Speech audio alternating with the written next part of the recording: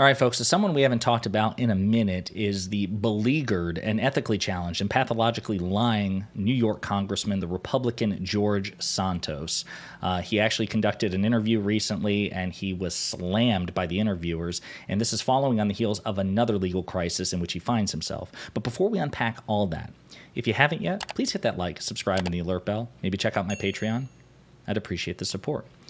So, George Santos, a disaster within the Republican Party, wildly unpopular. As we mentioned before, I think it's like 70 to 80% of his own constituents want him to resign. And yet, because the margin of error is so slim for the Republican Party in the House of Representatives, Kevin McCarthy and so many others are trying to cling desperately to this man, even though they probably hope he goes away in the next election cycle. They hope they can replace him with somebody else. But practical reality to the GOP trumps principle, and so they'll use him to the extent that they need him, which they do. So this was an interview that George Santos, I think, conducted in New York, and I want you to hear the clip and the exchange that occurs in which he tries to justify his dishonesty, because, again, as a reminder, this man has lied about all elements of his biography, his religion, his heritage, his history of philanthropy, his education, so on and so forth. I mean, every major piece. This man committed an extraordinary fraud on his constituents, deceived them into believing that he was somebody other than who he actually is. So let's play the clip, and then we'll unpack it. Lied about your mom. No, not true either, but she was again, office. I didn't run, my resume wasn't posted on my social media. It wasn't posted on my website. Look, those are insecurities, like you just said. A lot of people have those insecurities. Actually, studies point that most people lie on their resumes. Yeah, listen, I mean, so I slightly embellished by like flat out lying in grotesque ways about everything. It's because I was insecure, and insecure is like, we can all relate to that. Like insecurity drives us to like commit fraud all the time. And by the way, I'm a public official. I shouldn't be held to a higher standard of ethical conduct than like everybody else, right? So like, it's like if you're writing a resume and like you write that you had, I don't know, that you have 4 years of experience in X, Y, and Z, when in fact you have like 3.5 or like 3 and 7 months or whatever. Like, I mean, it's basically the same thing as like telling you all that I was educated here and that I had a history of philanthropy when I didn't, and that my family were Holocaust survivors, and that I'm Jewish even though I'm actually Catholic. What I really meant was I was Jewish. I mean, note the false equivalency there. This man is desperate. It's just, unfortunately, it's the reality. Yeah, but you lied about everything. Well, not true, right? You lied about your mom. No, not true either, but I never said my mother died on 9/11. I never said that. That was never said. All that people like to say is, oh, you killed your mother twice. That's not true. I mean, my mother was my best friend.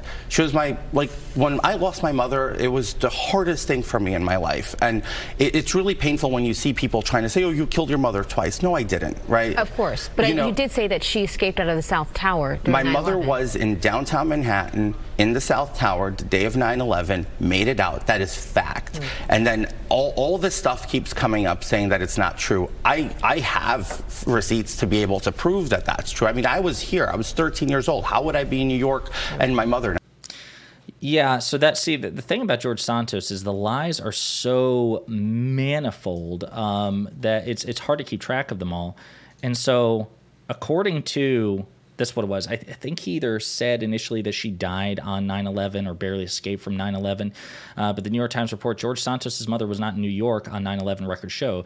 Mr. Santos, who has come under intense criticism for fabricating large portions of his life story, had claimed she had been in the South Tower when it struck. And I think this came up during September 11th, like they're revisiting like old tweets of his or whatever, where he's like basically indulging in stolen valor on his mother's behalf.